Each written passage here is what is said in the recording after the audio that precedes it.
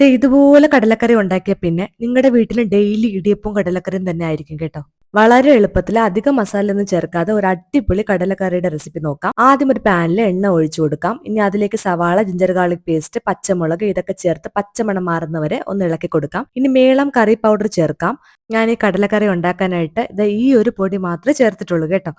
ഒരു 2 table spoon മേളം curry powder ചേർത്ത് ടൊമാറ്റോ, പിന്നെ വേവിച്ചു വെച്ചിരിക്കുന്ന കടല ഇതെല്ലാം ചേർത്ത് ഒന്ന് അടച്ചു വെച്ച് ഒരു 10 മിനിറ്റ് വേവിക്കാം.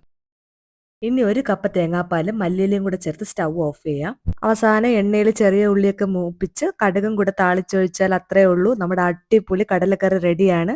ഇനി ഇടിയപ്പം ഉണ്ടാക്കാനായിട്ട് മേളം ഇടിയപ്പത്തിന്റെ പൊടിയാണ് ഞാൻ എടുത്തിരിക്കുന്നത്.